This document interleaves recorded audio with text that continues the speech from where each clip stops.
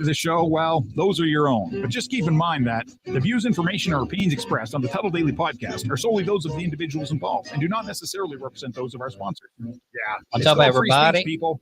Nobody's forcing you to listen. Get ready for your daily dose. Smash that like button. The all-time greatest intern/producer we've ever had, of course, Tuddle in Florida. From the Hobo Fish Camp, it's the Tuddle Daily Podcast. No wonder nobody likes you, Tuddle.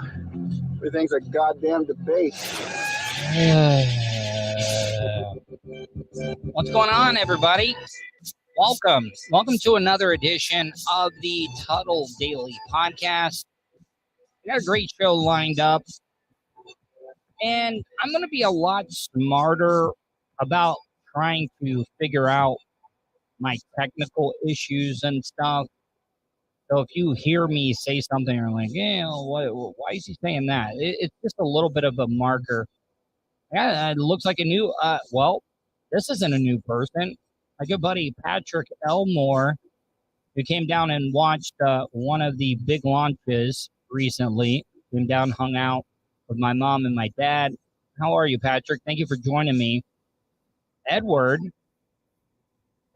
like, I could be wrong, but I don't, remember you showing up. But Edward, welcome. I'm happy. Hope things are well in Missouri. Price Boy is Gold Mike Doorstop. He's a regular coming in. Thank you, man. Rusty Grammar. That might be a new one. Call me Michaela. How are you? See, I want you guys to check in with me. And I don't want to be any of those Atomic Citizen 865. That might be a new one as well, too. Howdy, Tuddles. What are we drinking tonight? Well, sir, I'm drinking coffee. I'm kind of double smashing a sugar-free rock star. Thank you, fake Allern69. Little Lemmy, where have you been? I know that you probably have been pretty busy and stuff. I was like, what did I do wrong? Why is little Lemmy not checking out what I'm doing? I don't know, what do I can't tell from those emojis. No, not coffee and vodka. I don't roll that way. No, I don't drink anymore.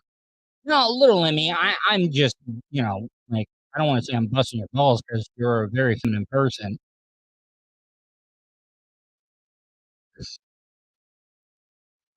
Tampa Terry just rated you on Twitch. Well, I mean, look, Lordy, lots of deleted messages here. Jay Trudeau is the man. What up, Guts Danson? That's another new one. J_Trudeau is the man. Granny loves getting banned. How are you? But J_Trudeau is the man. What are you talking about? I don't delete any of these messages. I'm juggling way too many balls to be able to get out there and delete messages. So it could be a moderator. I really don't know. On today's show, I got a couple of interviews lined up. I got Beau from the guys. I'm going to try to finally get in the Rob Courtney interview. Back to what I was saying, talking about, saying some weird things. They're going to be little markers. Like when I go to play this video, I'm going to be like, all right, I played this on Windows Media Player sharing the screen. So I know exactly how I did it because last night I had another issue where people weren't able to hear the audio and stuff. And, that really, really pisses me off because you guys take the time to be able to listen and consume the content that I'm putting out. And it just makes me look like an amateur hack whenever I play audio and you can't hear it. Speaking of audio, today I ended up calling into the attorney Justin Clark show on Florida Man Radio. And let me preface this by saying, David Rivera coming in, the 20 spot, the super sticker on YouTube. David Rivera, thank you. Thank you, Edward. I really appreciate that. Like, I'm not one of those superficial type people, but, you know, now looking back on it, because I really do hate my own voice. And I tend to try to listen to my producer Vulture when he has ideas, and I just go for it. Hey, Rivera, not much, my friend. I really do appreciate you throwing me that little donation there. But I called into Justin Clark's show today, and Vulture thought it would be a good idea. And I was supposed to do it the day before, but did not. And I called in today. And now looking back on it, it was kind of hackish because I gave their producer, Lurch, a fake name. Well, not a fake name. I mean, I gave him my name, Patrick. I told him I was like having some drama that was hurting me when it came to getting employment and stuff.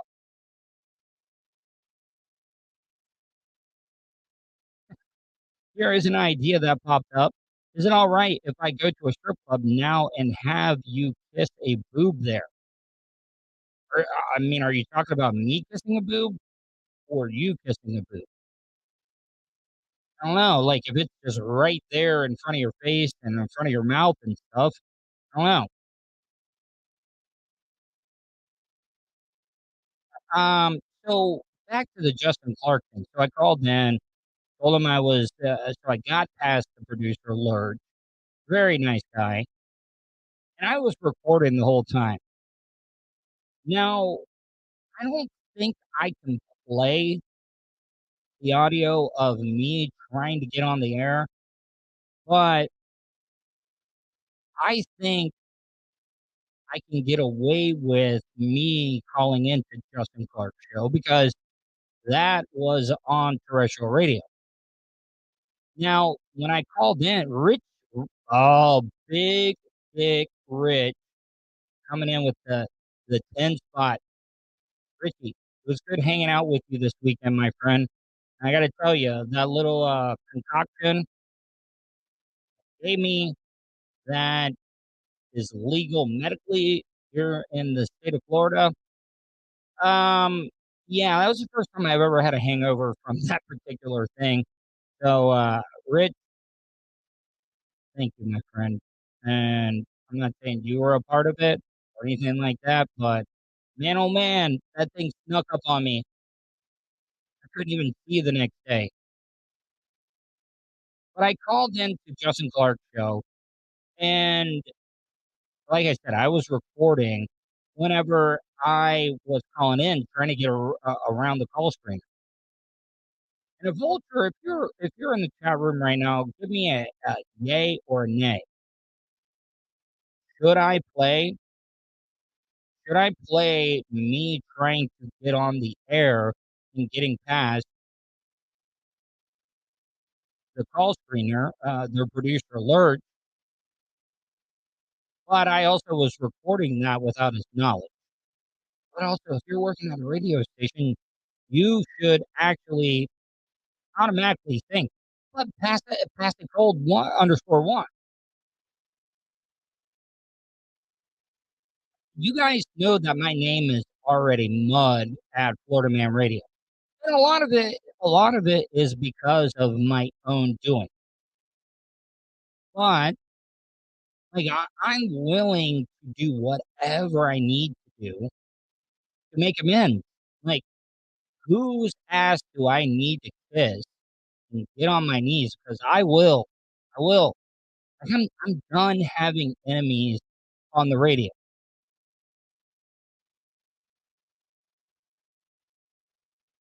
Yeah, I mean, I know that Atomic Citizen. Vulture, are you in the chat room right now, or can you text me? Just let me know. Play it or not play it. Because you know what I'll do is I'll play the audio of me calling into Justin Clark's show, and I'll see what people think. Yeah, damn, Big Dick Rich in the house, smoking big old dick. I know none of you guys probably are like, ooh, why is Tuddle saying uh, smoking big old dick? It's a little bit of an inside thing. There's a lot of stuff that I wish that I could talk about, but yeah, Richie, Colton, you're in here right now. Smoking big old dick. Exactly. But so I called in the Justin Clark show today, and this is the phone call. Now, this was all on the air, so I don't think I'm going to get in trouble for playing this audio. I'm just waiting to get a confirmation from my producer on if I should play me getting on the air, because I think that it is. I think that I don't know. Like I know, like if somebody else called in, because let's be honest, like Bubba's called into other radio shows and has had the call screener on. So you know what? Fuck it. I'm playing it. I'm playing it. I'm playing it because Bubba's done it. I mean, there's already been a precedent set, right? Seriously. So I don't understand. So this is me calling into the Justin Clark show on Florida Man Radio, and I got to tell you, I got nothing but the utmost respect for Justin Clark. This is me talking to his producer, Lurch, who is actually leaving. And the whole reason why I was calling in the Justin Clark show was because he needs a new producer. And I don't think anybody can be mad at me for trying to reach out and trying to get a job. So here is me trying to get on the air with Justin Clark's producer, Lurch. Yeah, Justin Clark show. Let me know. Hey, by the way, let me know if you guys can hear this audio, please. Is this is Patrick. I called earlier and I didn't lie. I mean that's my real name here. I needed some advice from Mr. Clark and stuff. And I didn't know. You told me to call back where you calling from? I'm calling from Volusia County. I'm in. Can you guys hear this, please? Somebody, let me know. Daytona Beach. Is this Lurch? On the beach. Yeah. Hey, man, I'm straight up marking out the Lurch. Oh yeah, you can hear. I'm sad to see you going, man. Yeah, but hey, some things we gotta explore. Now, you said you want. Yeah, I'm having some baby mama problems. You always go with the baby mama drama. That'll get you right to the front of the line. Like she's like bad. Yeah, she's like bad mouthing me to my former employee. Basically, the baby mama was representing somebody else, and in a roundabout way, I really wasn't lying, employer and stuff, and I wanted. Yeah, I wanted to find out from Mr. Clark a little bit of advice personally, and his professional advice as well too. All righty, Patrick, with a put you on hold. Man, Lurch does got a cheap ass voice. I wonder if he's as big as he sounds. We have about 2 minutes. Are you okay to hold for 2 minutes? Oh yeah, for sure. Thank you, Lurch. I appreciate it, man. No, of course. 1 moment. All right. So that was me trying to get on.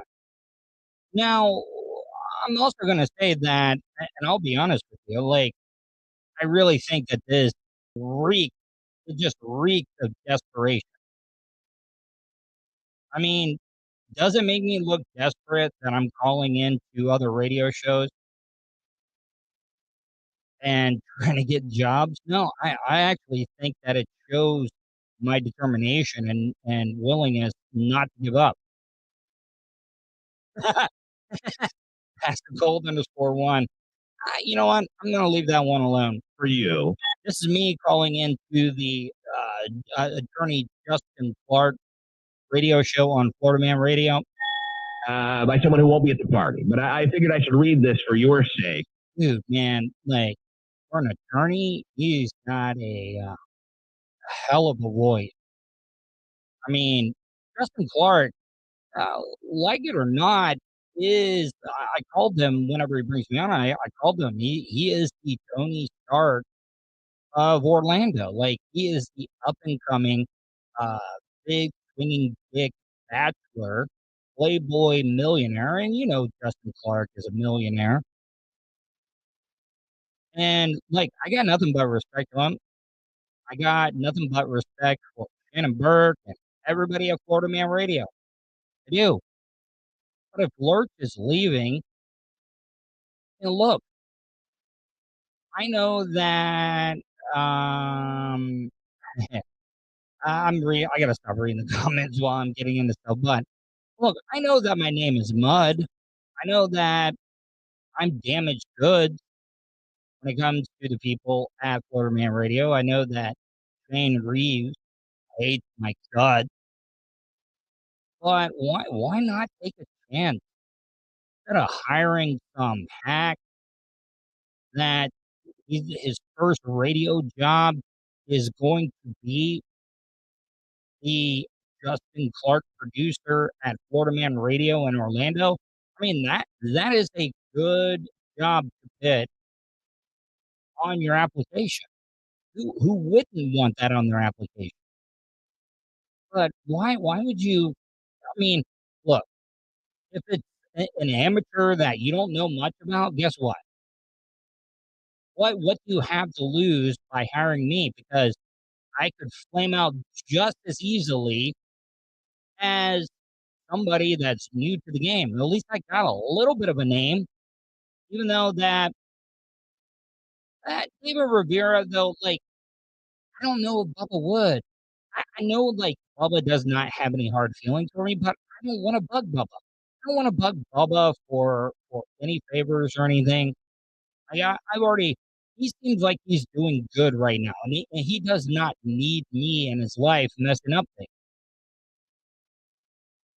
I don't know, but let me get back into this audio, and I'll stop interrupting it. And at least know you had an effect on people over your last 3 years here together.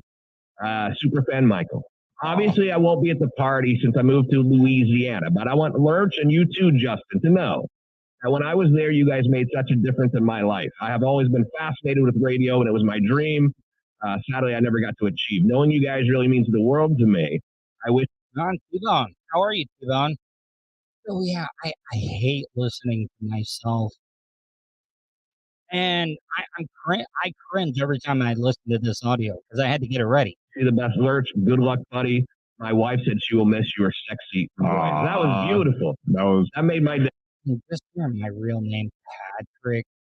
I know that Bubba called me Pat sometimes on the air. Hey, I mean, Superfan Mike has been here since day one. Yeah, that was beautiful. Yeah. I really think that I can help out the Justin Clark show. I'm not saying that he needs help. I just think that I can add to the very strong foundation that he's already made. If you guys listen to Justin Clark, go tell him, like, I'm not saying anything bad. Like, I think it would be a great opportunity to be associated with his show. You mean the world to us too, Paul, for sure. Thank you. Thank you for that. That was very sweet. Let's go to the phones quickly. Go to. Yeah, see, that little, like, static thing you hear, that, if you ever call into a radio show, just listen to that. You heard that little static thing? That means you're on the air. Go to Daytona Beach. It's Patrick. Yeah. I had to be a dick. Yeah, me and a cat named Mo follow each other on social media. I mean, he worked with Ron and Ron. I got my start in radio with Ron and Fez. So yeah, I mean, I got nothing but love for a cat named Mo.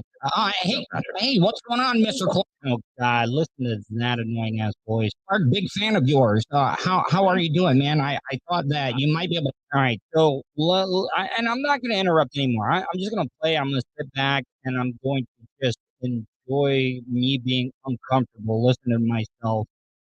But I mean, Justin Clark is so uncomfortable when I called in. even though he was being nice, I know that he was still uncomfortable. Help me out here a little bit with an employment problem and stuff. And you're kind of like a Renaissance man. You're like the Tony Stark of Orlando, in my opinion. Thank you, I guess. I mean, yeah, maybe. I don't know. Well, I'm trying to give. I know I said that I wasn't going to stop it, but I think he already knew what was going on because, look, I'll admit, I got the worst radio voice of all time. But I will say this though, like I have one of the most unique radio voices. It is. And I think Justin Clark already knew, like, as soon as he heard my voice, because who would not in a million years, like, recognize something as annoying as my voice? Compliment, Mr. Clark. Look, I really think that you could help me out here, I've made some mistakes. And this is me just in a roundabout way trying to, relate to what's going on in my life, in my past and everything. And, it's kind of hard to get a job. I'm self-employed and everything right now. And, I'm rambling. I just wanted to find out what I could do, like, in your opinion. Like, I know you would never do anything stupid, but, like, how would you make amends with somebody? I confused me. What do you mean? I'm basically begging for a job. This is Tuddle, I just gave it up. Heard that you are needing a producer and stuff, and I thought I'd take my shot, Mr. Clark. Oh, Tuddle! Did you hear the way? Oh, Tuddle! Take my shot, Mr. Clark. Oh, Tuddle! Oh, Tuddle! Oh, man. Why is everybody? It's like a poop in a punch bowl. Like whenever they hear my voice and stuff. And, no, not at all. I didn't know who. I thought you were Patrick in Daytona Beach. Yeah, I know. I was about to say we both have baby drama, baby mama drama, whatever. I was gonna say, you're two peas in a pod here, Mr. Clark. In all seriousness, no, I'm a big fan of yours. I think you're absolutely killing it. Thank you, buddy. And so, what do I got to do? Where do I send my resume to you? I would say, why don't you email me directly? Mr. Clark, I apologize for doing this. Like, I'm a complete dick, and I'm sorry. Like, I went about this in the wrong way. I was just listening to my producer. He called me a pussy. He did. Vulture called me a pussy. He told me to man up. That's what I tried to do. What I tried to do, and I don't know. And let's be honest, somebody is going to send this audio or video to Bubba. Bubba is not going to be happy about it, even though I was very respectful. I called Justin Mr. Clark.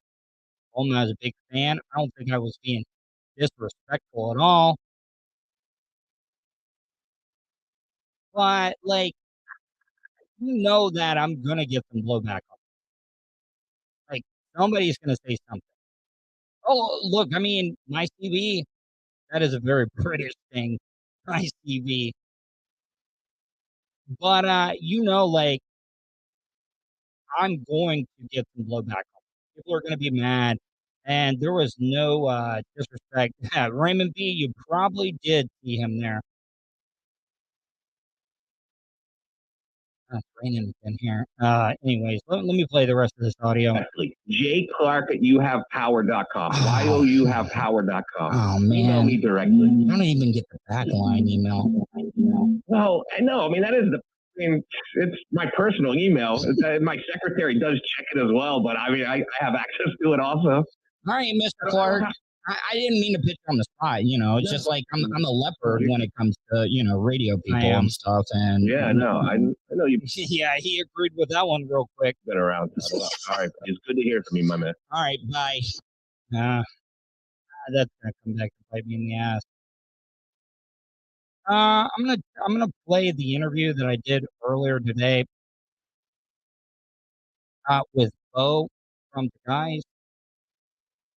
Yeah, I gotta check this stuff now that Because I never know what's going to work or not work. So I need your feedback here, guys. Please. I really do. Let me see how this works. I'm going to play this. You know what? Let me do this real quick. I'm going to try this one first. I know that this is very unprofessional for me to do it this way, but I'm just wanting to make sure that it's done the right way. And if future Tuddle is actually listening to this right now, this is me playing in segment interview with Beau from the guys on sharing the video file. All right, guys, welcome back to the Tuddle Daily Podcast. Got a great interview lined up. My producer Vulture. Matter of fact, hold on. Let me just go ahead and bring him on. I was already recording, but my friend Beau from the guys. This is the first time I'm gonna be able to talk to him where I got a full working studio now. What up, Beau? What's going on? Can you hear me okay? Yeah, I can hear you perfectly. You might want to move to the left or the right because you got a big sunbeam right behind you that's like blocking your whole entire face. So yeah, I can, yeah, that is perfect, my friend. I mean, you're definitely one of those guys that does not have a voice for radio, if you know what I'm talking about. Like, yeah. But Beau, man, how you been, man? We're already going here. I was already recording a little bit. Beau, I've been catching a lot of your videos, man, and it seems like, correct me if I'm wrong, it seems like you guys have taken it up to the next level a little bit here. Like, am I wrong by saying that? No, you're not at all. I think that's always been the goal, though. It's like we're always trying to look for ways to improve and get better. And it's like that's what I've always kind of talked about. I feel like I've talked about it on here before. Is like the consistency piece. It's like we drop a video every week, no matter what's going on in our lives. If work's going crazy, like whatever, we don't have an excuse. We got to drop a video, whether how good or bad it's going to be. And as a result, I think we've just improved like naturally. And like we have these big plans. We want to do bigger and bigger stuff, obviously, but the biggest thing has just been consistency, man. We're just like dropping a video every day, learning, every week, but learning from our mistakes and just kind of looking to improve every video. But I mean, you guys are putting content out every single day when it comes to the shorts, TikTok and stuff like that. I think that's very important. But before we get too much into this interview, it's been a while since I talked to you. So kind of refresh my audience a little bit about your group, your mission statement, what you guys are trying to do, and how my audience can find your content. Yeah, for sure. So we're the guys primarily through YouTube, but now we're big on TikTok, Twitter, Facebook, Instagram, all those kind of social media platforms. Our big thing really is like we're just a group of lifelong friends that've been friends since high school that our Did mission. You guys play high school ball together? Like some most of us did. Yeah, my brother did. Tommy was actually he was our manager. So like a whole story there about how we became friends and close because he was like the manager of our eventual state championship winning team. A couple other guys played together. I still play with, and the other guys that I won state with, we still keep up. You guys won state? Okay. See, like I played a lot of athletics, even though I seem like the nerdy type guy. I wrestled, but baseball was my sport. And you know, what state were you guys in? We're so St. Louis, right? Missouri. Yeah. Missouri would be like the state. Now I know it differs from state to state. Did they have you guys in different like divisions when it came to school sizes and stuff? I know here in the state of Florida, because that was a big thing about the movie Hoosiers was it was like all the big schools played the small schools and stuff. And then they separated it into divisions by the amount of students and stuff that were in school. How big of a school did you play for? It was the biggest class. So we had 5A, 6A kind of. Yeah, it was like what I think it was 6A is what it's called. But it was like the biggest, whatever, the most populated school. It was an all guys school, but it was a solid group of guys. Private school? Yeah, private school. Now, like, I mean, was it a religious thing that your parents sent you to an all boys school, or like why did they do that? Like, That had Long to be story rough. short, my dad also went to CBC, which is the high school I went to. And he just had such a great experience there. He was like a member of like the board there. So wasn't a question for me. It was like, do I go to these different schools? Like, it was like, no, you're basically going to CBC no matter what. And at that point, like my friends were going there. Like I knew like I want to go there too. And it turned out to be the best experience possible for us. Obviously, I have 6 of my best friends still doing this YouTube channel together. So it's worked out for sure. But yeah, it was just like a kind of a for sure thing. I was going there for high school. Hey, Beau, I've been doing the content stuff. I'd been saving up money from making money off of the content that I'm putting out. And I was able to get a brand new board, a working studio, because I pretty much every time that I've talked to you, I've done it on my phone out of my car and stuff. But you guys go all over the place. Like, and you don't have to go into details if you don't want to, but like you see like Mr. Beast. Like Mr. Beast is like, the big dog when it comes to having a budget, being able to produce these videos and stuff. Like, how do you guys do that? Like, I mean, are you guys taking the money that you're earning from what you're doing and reinvesting it to be able to do these bigger videos and travel and stuff? Yeah, long story short, yes, absolutely. We try to invest everything back into the content, but I mean, you probably have experience as well. You don't make enough money to be traveling, every week, anything like that. I mean, maybe like our best video ever that did like 70K views, maybe had enough to pay for like one flight ticket. So, I mean, we use a lot of our resources. Though. Like, I'm sure that like you guys, because the content that you're putting out is not like over the top. It's stuff that people want to be associated with. You see what I'm saying? Because a lot of people put out content that's a little shocking and stuff. But I mean, I got to tell you, some of your trash talk does get a little bad sometimes. But no, I mean, you guys need to get a big ass sponsor. I think. Do you guys have any of those right now?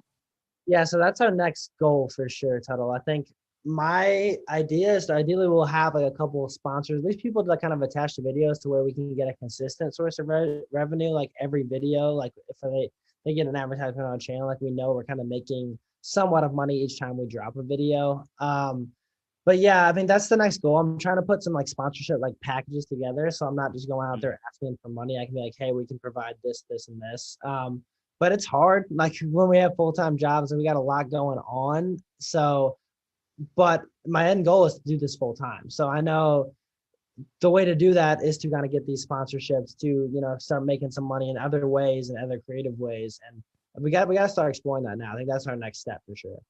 Beau, back to the trash talking, because I do see some of it and you're like, get this shit out of there. And I love some of your, because baseball has those terms. Like, what does get that corn out of here mean? Like, I always hear you mentioning corn, and I'm like, what does corn, how does corn associate with basketball? It really doesn't. I would say that's a niche joke for those that have seen Nacho Libre.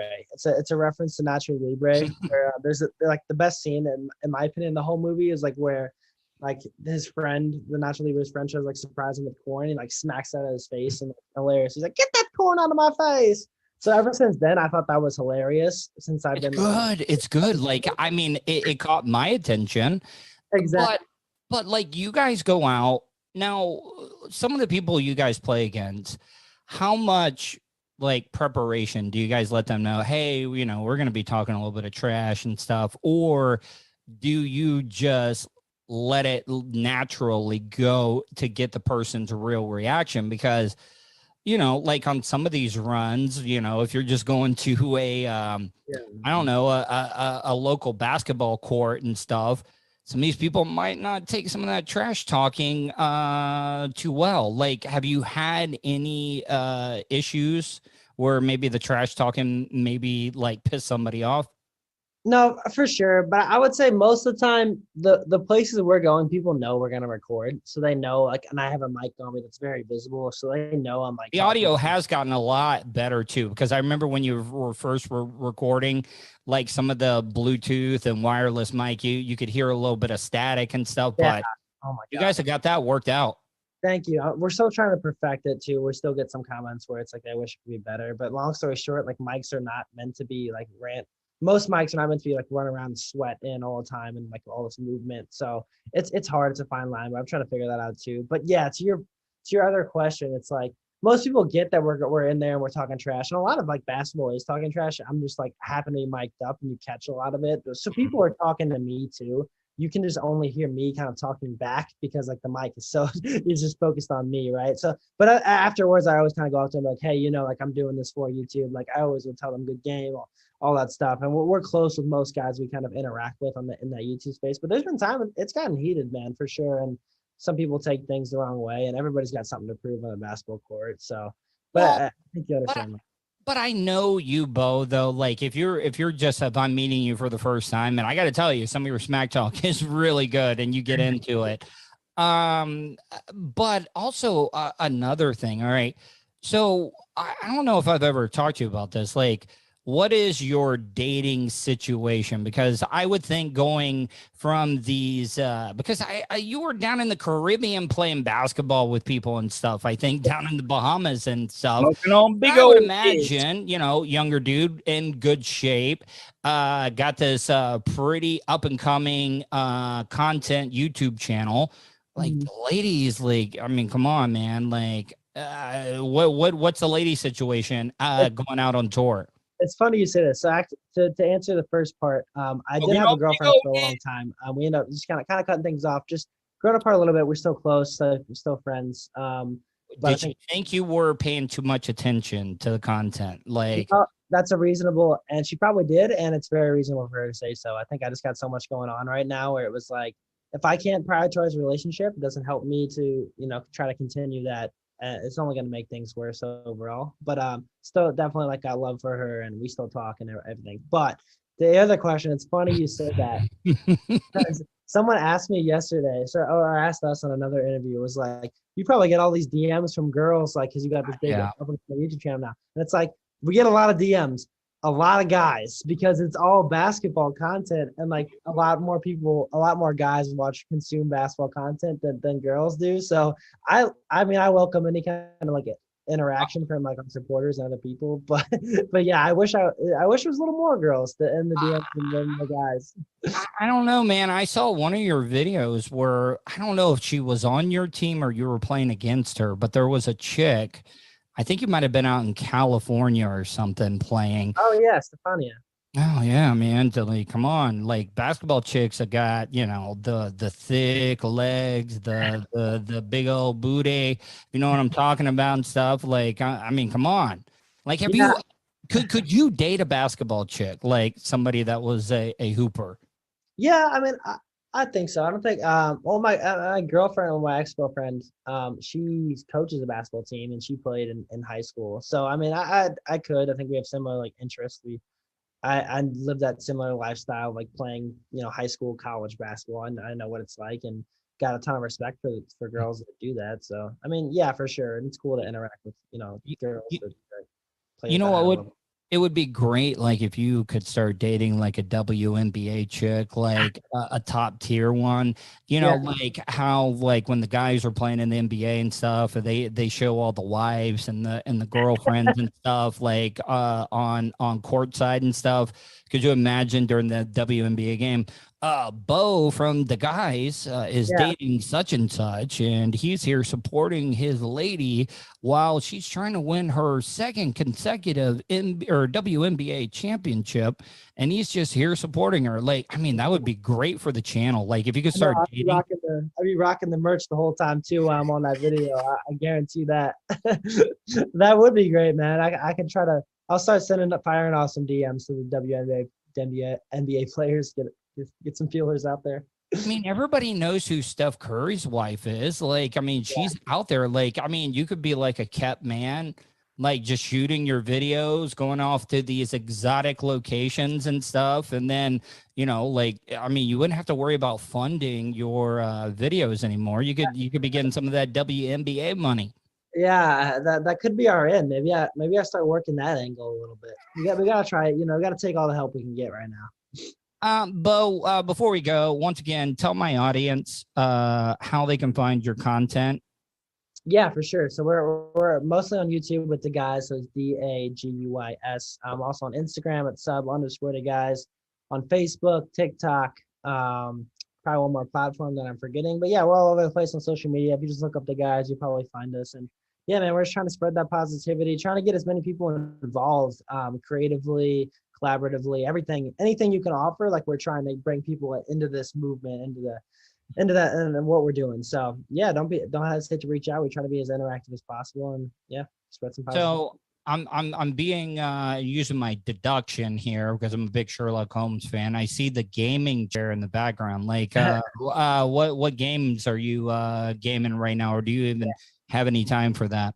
No, we play a little bit of video games in our free time. Probably not too much. I need to cut down on them, honestly. And that was the one thing I was thinking. Like, I did not spend enough time looking at my background before I got on video here. But is the bed even made? Like, I can't. It's made. I like to make my bed. Oh, you're one of those guys that's got decorative pillows on the bed and everything. Yeah. But so games right now. Let's see. I play Overwatch. So I don't even know if you've heard of that. Yeah. Mm-hmm. Overwatch is our game right now.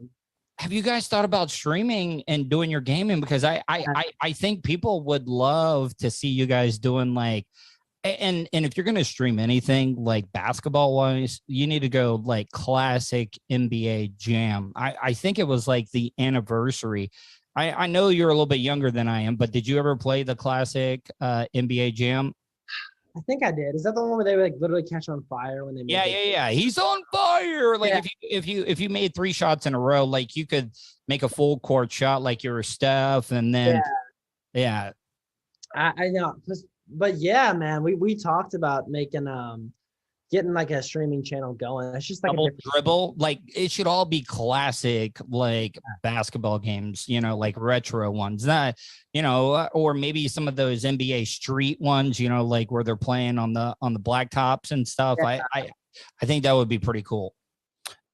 All right. So I want to thank Beau from the guys for coming on. Yeah, NBA Jam was awesome. Fozzie, dude. Sorry about your leg, Fozzie. Big supporter of the Tuddle Daily Podcast. Ended up getting bit by a dog while he was delivering pizzas last night. Before he checks out, I want to thank my good friend, Richie, Big Dick Rich. That's what we call him. The dude is a whiz when it comes to, because I'm thinking about getting into the crypto game. And my friend Richie, man, like, I think he knows exactly what he's talking about. I do.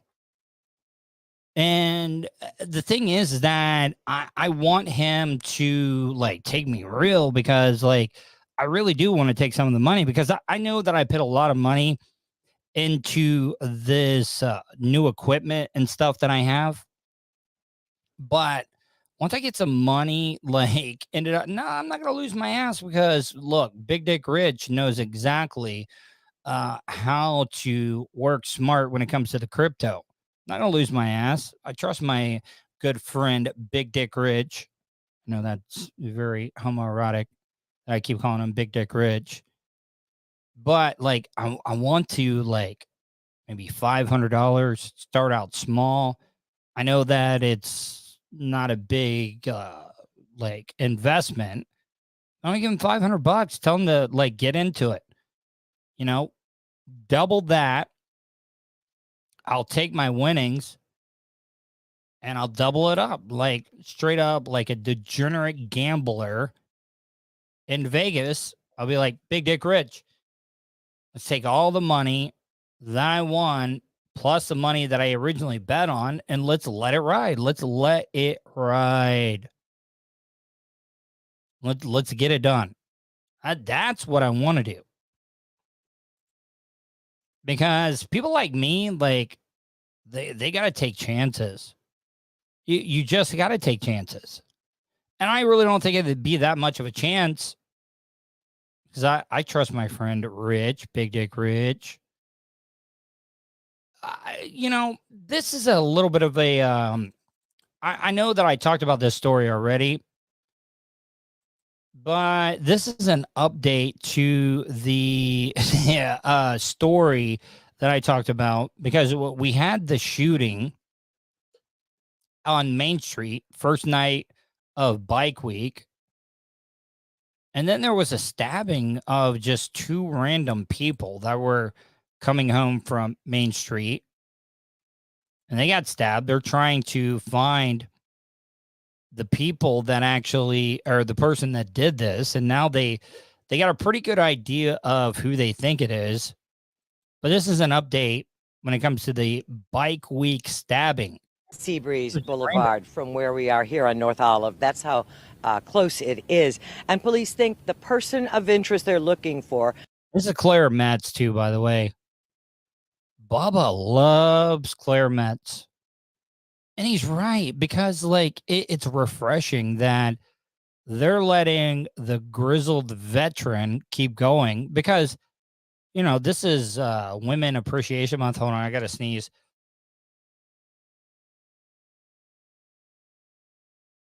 Sorry about that. But, oh, man, I got to sneeze again.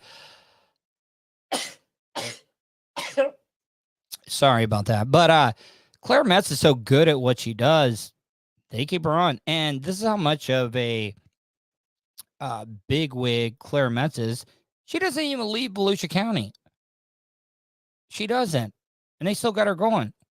Who they found images of on Seabreeze Boulevard may also at some point have been here in the 700 block of North Wild Olive, attacking a... By the way, if you want to ever figure out if you're in a bad neighborhood, there's a couple of main colors, not colors, colors that people paint their houses. If you see a pink, a green, or a purple home, because look at this home in the background, pink. Yeah, not the greatest neighborhood, because I think pink, purple, and green are some of the colors that homeowners associations do not allow. Because this house in the background, yeah. Potentially attacking a couple who were riding bicycles home from Main Street festivities. Hey, General Savage, I'm just like warning you a little bit. I take my sobriety very seriously, General Savage. So if you want to like start like making those type of accusations and stuff, I don't need you in my chat room. I really, really do not need you in there. I don't know if you think you're trying to be funny or trying to joke around and stuff. I'm not being a bitch or anything like that. But General Savage, I don't need that type of stuff in there. I take my ADHD meds and I smoke a little bit of weed. So General Savage, if you can't be cool, I don't need you, my friend. Take a look at the new images just released from police. A close-up of the subject's face, seemingly talking to someone else in that area, and a picture of his arm with a tattoo that someone may recognize. These images and other pictures and video police released come from Seabreeze Boulevard about 12:09 a.m. Look at this little couple here. I mean, this guy, you know, like, even though this guy's got a long-ass beard and everything, and you know, these two couples are just blue-collar, hard-working people. And they got stabbed on their way home. Like, see, that's the thing about it, is that you shouldn't have to live in a country where you have to worry about getting stabbed. Like, I brought this up. Two people, even if it's a couple, a man and a woman, like, the guy has to be on his game to kill two people with a knife. Fozzie Fozzarelli coming in with $20. Thank you, Fozzie. I really appreciate that. If you get a chance, give me a call, Fozzie. I would love to get, when I get done with this story, if you want to call in, I would like to get an update on your dog bite situation. Dog bite call. Come on, man. Let me be. Look, you can hire Morgan & Morgan, but let me be your publicist to book all your interviews and stuff. because I really think I could do that for you, Fozzie. But this couple got stabbed and killed just coming home from Main Street. That's before the victims, Terry and Brenda Altman, were ambushed on Wild Olive just before 2 a.m. as they rode bikes home. The couple were repeatedly stabbed and slashed, and police believe the person of interest. All right, so once again, like, how do you kill two people with a knife? And they're on bikes. Like, if I was the husband or the boyfriend, I don't know, I would have been like telling my old lady to run. Like, if I'm getting stabbed and murdered, I'm telling her to run and get out of there. Don't stick around. Like, I can either handle my own business, or if I don't, maybe I can distract him enough while he's stabbing me to death that you can get away. May be the key in this case. Now, last night, residents in this Wild Olive area met privately for a neighborhood watch meeting. They say the mayor and the police chief were there. Saying, stay away from pink, green, and purple homes. The police telling the residents, according to them, that the person of interest likely lives locally and is clearly mentally ill. Unnerving for everyone with this seemingly motiveless crime. But they are glad that there are additional pictures coming out, hoping that someone will quickly identify this person of interest. I would love to get Claire Metz on.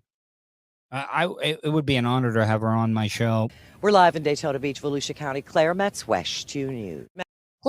Claire has been on the air since I was in elementary school. That's how long Claire Metz has been around. And she's still kicking. Like, I swear to God, Claire's on air like time might last longer than my own personal life. One of the other stories I wanted to get into, these fathers, there's a lot of creepy ass fathers out there. This one father thought it would be a good idea to try to start a cult is set to begin at his daughter's college. And like, without even the story having to tell you, like, if you just read the title, you would be like, yep, this guy was sexually molesting his daughter or had some type of trauma.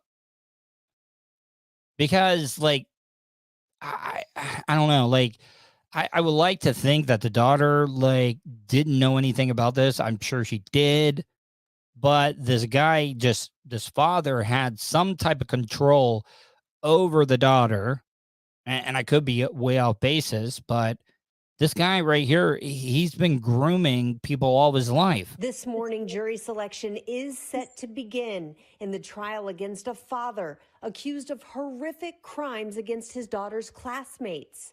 The conduct alleged here is outrageous.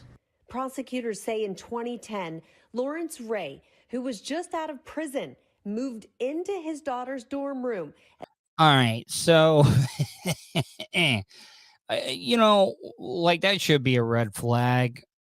I know that kids want to do stuff for their parents if they're going through hard times and stuff. But if your father is wanting to crash on your couch at your dorm room, like, that's why I say there's got to be some type of background where this daughter was getting sexually harassed or molested by her father. Her father was grooming her, saying, "This is all right, honey. I need you to, like, let me hang out with your college dorm or fraternity or paternity. What do you call the women? Are they both called fraternities? I really don't know, because I never did any of the college pledging stuff. But there's got to be something else to the story. At Sarah Lawrence College in Yonkers, New York, and began a decade-long nightmare for a group of students that included extortion, forced labor, and sex trafficking. Authorities say... Yeah, it's sorority. Fraternity, sorority. Thank you. Thank you, Vulture. Thank you, Fozzie. Really appreciate that. But I mean, shouldn't there be something against your parents crashing on your couch, especially your dad in your dorm area? I don't think that is cool at all. Ray gained the group's trust through bogus therapy sessions where he convinced them he could solve their problems, but was actually taking confessions to eventually use a. These eyebrows, look at the eyebrows of this guy. Those are the eyebrows. Those are rapist eyebrows. These are rapist eyebrows. These are eyebrows of somebody's hard drive you should be checking. Those are very rapey eyebrows. Against them. It was here that he laid the groundwork for psychological conditioning that would eventually lead these young adults to become unwitting victims. Ray's arrest came nearly 3 years after an article in New York Magazine detailing how Revenge of the Nerds, lambda. You know, that is a very underappreciated sequel, Revenge of the Nerds, Nerds in Paradise. I mean, it took place in Florida, and they, they had that whole Seminole Indian like setup gimmick going on where they were sacrificing a chick. Yeah, the mustache. I mean, the mustache, eyebrows. It might be a combo package. Ray allegedly proceeded to coach students through sex and how the sessions became regular and how he would sometimes participate. Prosecutors say that was just the beginning. They claim he once tied a victim to a chair and nearly suffocated her with a plastic bag. Look, I'm not trying to defend this sicko at all, but like some women are into breath play. They are.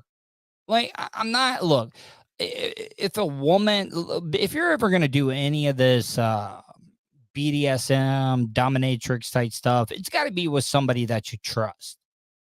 It has to be. It has to be with somebody you trust because, like, if it was somebody you hardly know and you don't trust and you trust them to put a plastic bag over your head while you're tied down, I mean, you're basically playing Russian roulette. You might as well be putting a bullet in one of the chambers, spinning it, and taking your chances with that. Because I mean that is, well, I mean, rich, big dick rich. I mean, you could look at me and be like, "Yep, that's what crazy looks like." But there are different levels of crazy. Big dick rich, smoking big old dicks. But you know, like like I said, there are different levels of crazy. Like I am at the low end when it comes to crazy. Like I'm not a violent person.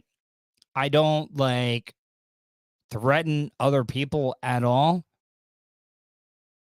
But I mean, the only time I try to physically harm anybody is when I try to kill myself. So what I'm trying to say is like there is different layers or levels of craziness. I mean, you got schizophrenics, you got bipolar manic depressives and stuff. But a father that is actually like grooming his daughter and her friends, I mean, that is a whole different low. Before making her pay him $500,000. Ray has pleaded not guilty, and according to the New York Times, even claims the students were trying to poison him because of his ties to a former New York police commissioner. Ray's request for a new lawyer was recently denied, an accuser's attorney arguing it would only delay the trial, saying Mr. Ray has had a grip on Jane Doe's life, and she wants relief from that grip. This morning, jury selection. Oh, God damn it. What the fuck? 3 years. Sessions became regular. That was just the beginning. They claim he once tied a victim to a chair and It's nearly okay. suffocated Earl her Woods. with a plastic bag before making her pay Love it. him $500,000. Ray has pleaded not guilty, and according to the New York Times, even claims the students were trying to poison him because of his. I mean that's classic heat reversal. I mean, you try to make yourself the victim when you're accused of being a sexual predator, grooming people in the sex trade and stuff. Ugh. Ties to a former New York police commissioner. Ray's request for a new lawyer was recently denied, an accuser's attorney arguing it would only delay the trial, saying Mr. Ray has had a grip on Jane Doe's life and she wants relief from that grip. All right, so I'm texting with Colton and Big Dick Rich right now. This is one of the most strangest stories. Sorry, Google Voice picks up your voice as well. Anyways, before I get into my final interview with Rob Courtney, I want to play this quick story. This is very, very interesting. From one sicko to another, out in some area, research has been stolen. Denver police are trying a bunch of human heads. The first thing I could think of is that what the hell is somebody stealing a bunch of human heads for? And, like the first thing that comes to my mind is some sexual deviant that's stealing a bunch of heads. Like, could you imagine what some sicko would do with a bag full of dead heads, human heads? And all right, heads intended for. What up, Brian and Chew? Need to schedule a time to get you on the show. There are some people in the chat room like this. Whatever. Heads intended for medical research has been stolen. Denver police are trying.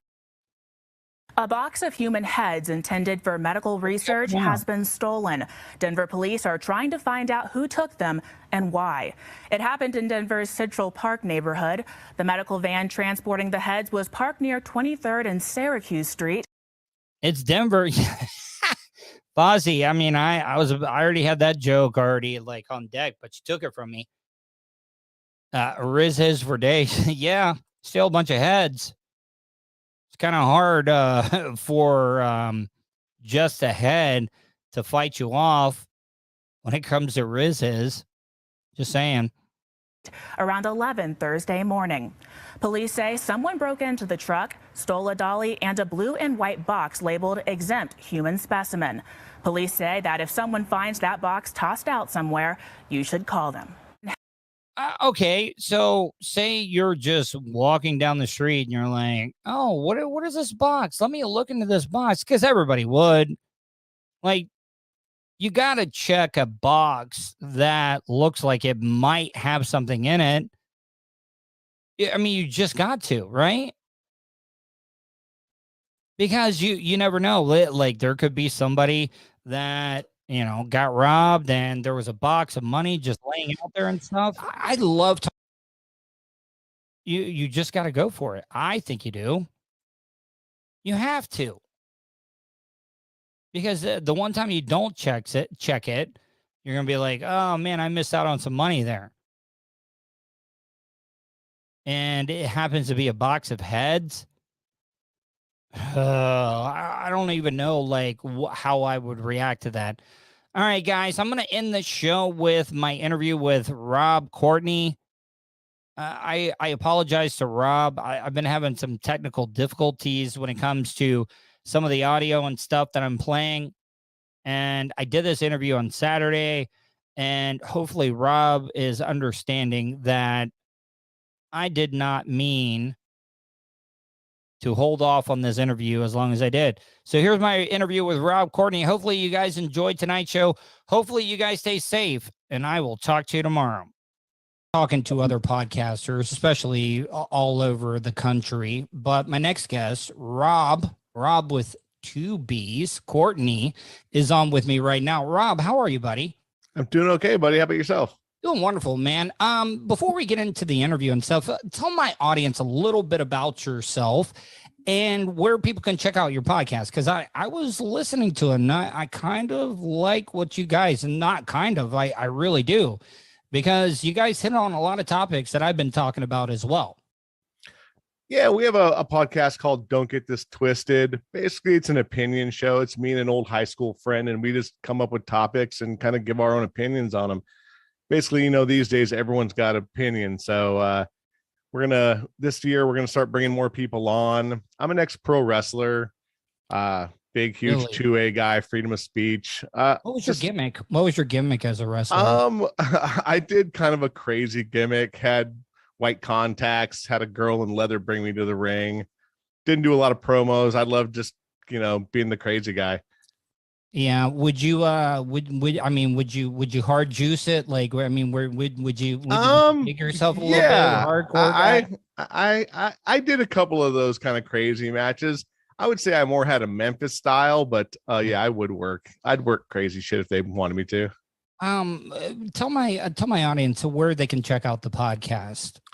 You can find it pretty much everywhere: Apple, Spotify, Amazon, Google, iHeartRadio.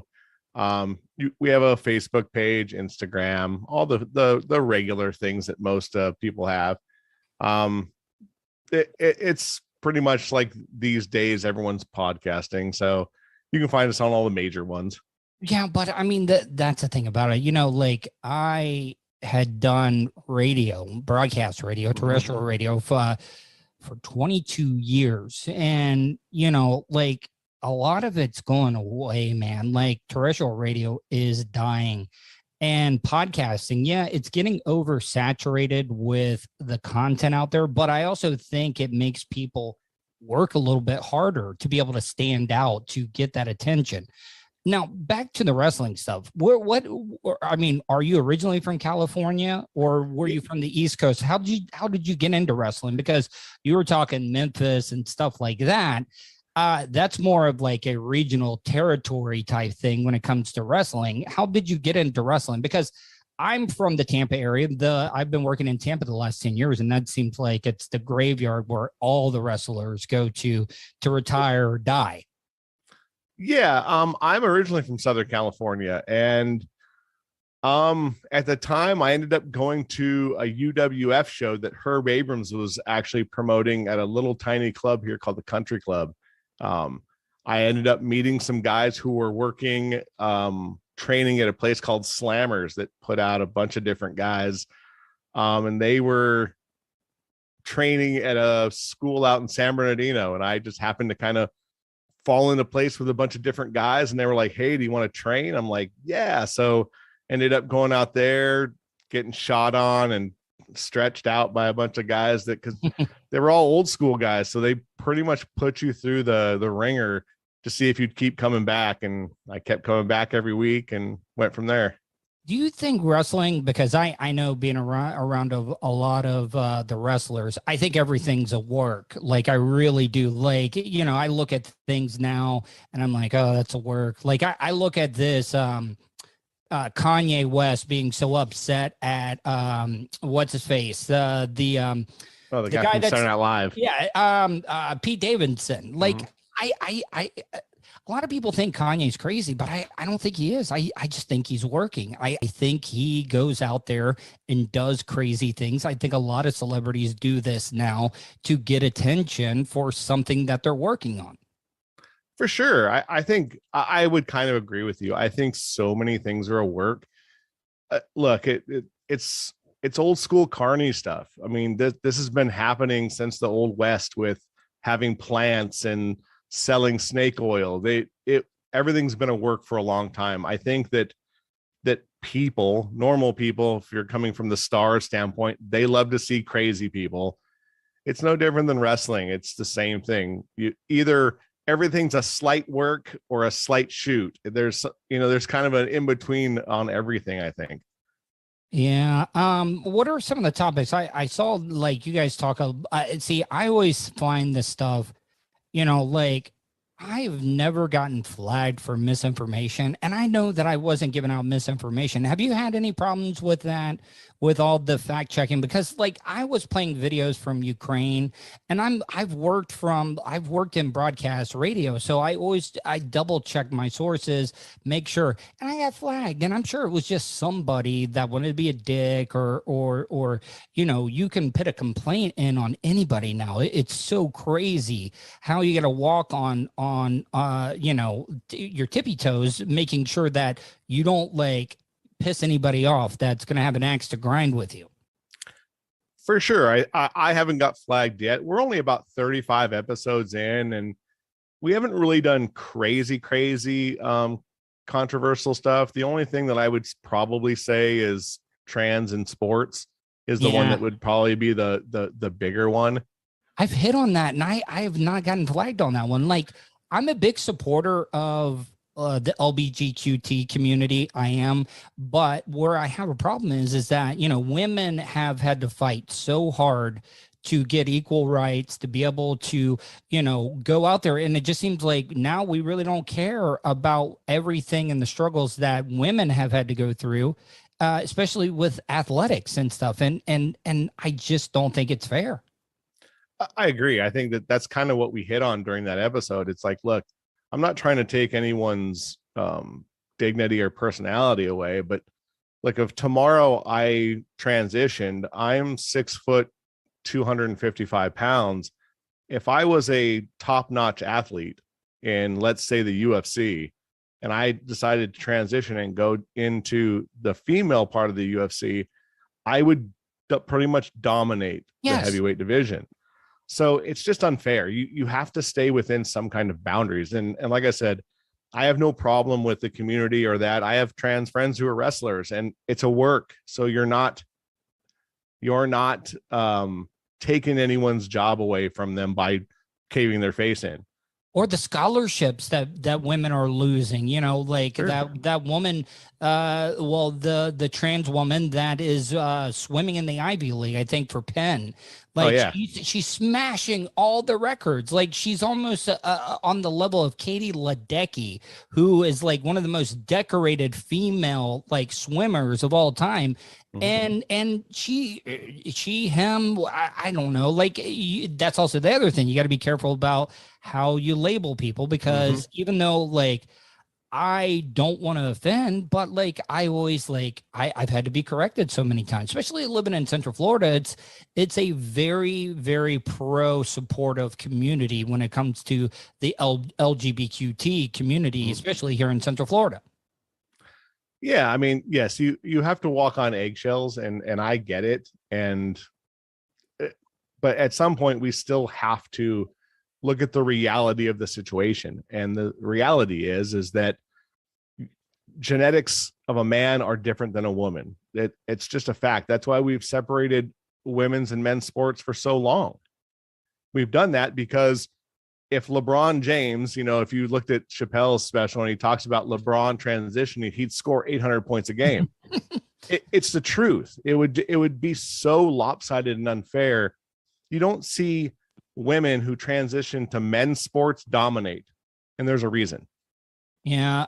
Speaking of females in basketball, did you see the breaking story about the WNBA players that are being held by Russia right now? Yeah, I just read that this morning. It's quite crazy. Now, like, all right. So now I was saying that these WNBA players that had these hashish oil cartridges could be facing like 10 to 15 years. And you know that they're holding them right now just as a big fuck you to America, in my opinion. Of course, it's a political ploy. They're putting their fingers in the air and telling people we'll do whatever the fuck we want. I don't You're right. know. Could you imagine World War III starting over the WNBA? Oh my God. Yeah, it would be kind of interesting, right? I mean, the history books would be quite funny. Yeah, this Brittany Griner chick could be our modern day Franz Ferdinand from World War One. You know, like it could just be like one of these little bitty things that we didn't even think about could set off the whole thing. Yeah, it's true. And, but again, you have to start looking at the reality, like you said, what's a work and what's not. Yeah, I know. It's a scary thing to look at the media and wonder what's a work and what's not. And look, I've always wanted to be a wartime reporter, even though like I know if I got into the shit like they're over there right now, I would be like probably a big pussy, like rolling around in a fetal position. Sure. I don't know. Those guys always seem like the coolest guys. Those reporters that are out there wartime with the helmets on, press. I saw a reporter that was like going over one of these like roadside ambushes that the Ukrainians had on the Russians, and he's out there walking around and he kneels down. And he almost kneels on a live grenade that's just laying on the ground, and he gets up like it's nothing. And I'm like, yeah, I mean, that's a pretty brave guy. Yeah. I mean, you got to wonder how many times these guys shit themselves over there. I mean, when the live bullets start flying, my younger brother was in Afghanistan, and I'll tell you, like the stories of the reality of what happens when the bullets start flying, the shit hits the fan. It's a whole other thing. And I got to give a lot of credit to the people who go over there and fight for our country or their country. Yeah. My producer Vulture, he Marine, was in Afghanistan for quite a while too. And, we, what branch was he in? He was a Marine. Oh, okay. See, yeah, the Marines just seem like it's a different class. You got all the branches, and then the Marines are just like a little bit crazier and a little bit more manly. Oh yeah, my little brother did 2 tours, took a rock to the head, and they wouldn't let him go back, and he couldn't. He wanted to. I was like, dude, you're married and got kids. It's time to stay at home. I mean, the Marines' motto is never retreat. They only move forward. Yeah, and it's the truth. They're hard as steel, that's for sure. Rob, when do your shows come out, and what do you got coming up on the next episode of your podcast? What do you got planned?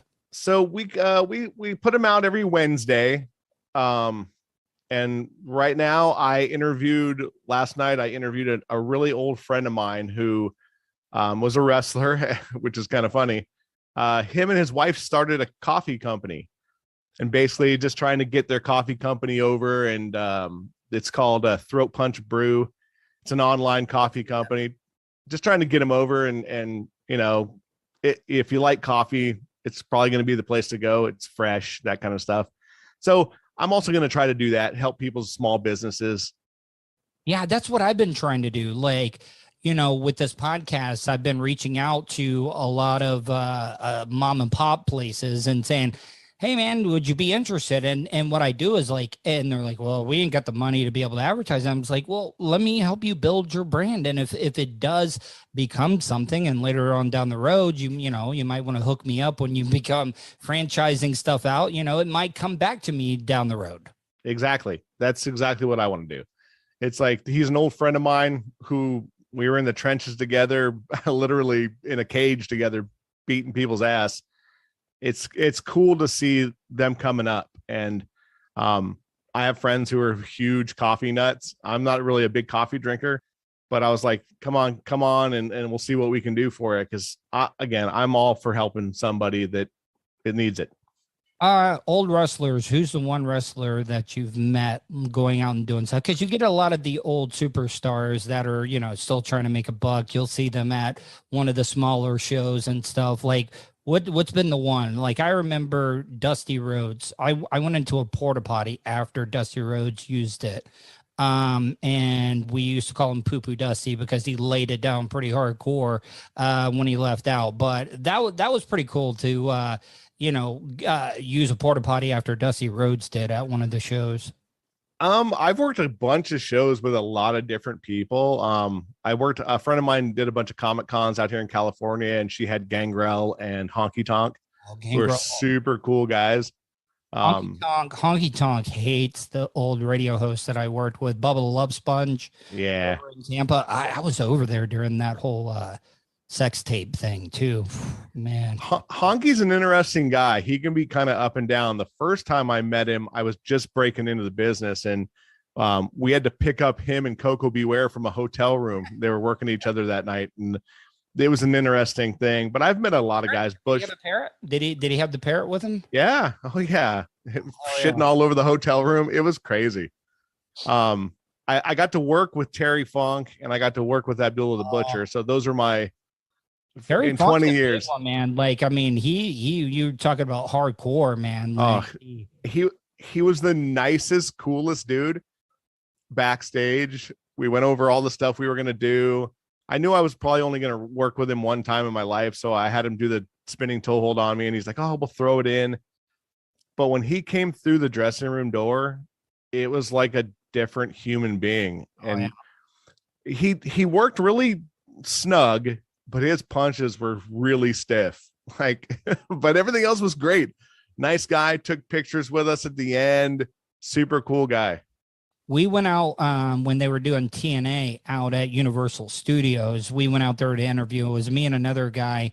We were interns, and I went out as they sent us out as wrestling characters. We had to make up our own. I was the evil Dr. Nerdcock, and my friend, who was African American, he was the Rowdy Roddy Negro, and he wore a kilt. And Bam Bam Bigelow broke both of their feet because like they were doing flare chops, but he wanted to make sure we weren't moving, so he just smashed our front foot and just laid into us. That was a pretty stiff one. Those old guys, man, they like to show the press or show people who think that it's fake a good time. Bubba Ray, another one. He doesn't pull any punches as well too. Oh man, those guys were all taught by guys to say, look, you get over the business and you make sure that these guys leave remembering that they were in a ring with a wrestler. Who was the one? New Jack. New Jack was the one that I was actually legitimately scared of. New Jack was the one that like almost killed that kid that wasn't even old enough to wrestle. And in Pennsylvania. Oh man, his forehead looked like one of those like maps, those globes that you could touch, and where the mountains you could actually, it was raised because he had so many like cuts and scar marks. Yes, it was so bad. Oh, Abdullah the Butcher, if you know who he is, he's an old school guy he can put nickels in his head and they'll stay because he has such scar tissue built up. I do have a funny New Jack story though. There was a promotion running out here. I get a call from the promoter and he's like, hey, we want you. First he goes, hey, I hear you work that hardcore style. And I was like, no, not really. I've done it, but I don't prefer it. He goes, well, we want you to work with New Jack. And I was like, nah, dude, I'm good. It's a different level. It's a different level.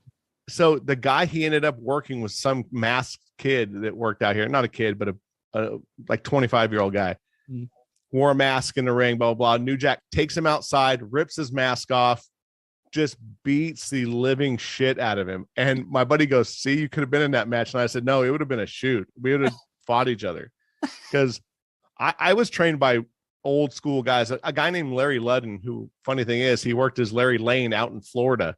And I still think he works out there or lives out there. The first thing they taught me when I started in this business was don't hurt me because I have to work multiple days a week. So I learned how to work really light, but make it look good. And I'm glad I worked with a lot of, because new guys, they don't understand how to work. It's a different thing now. And don't take care of you there.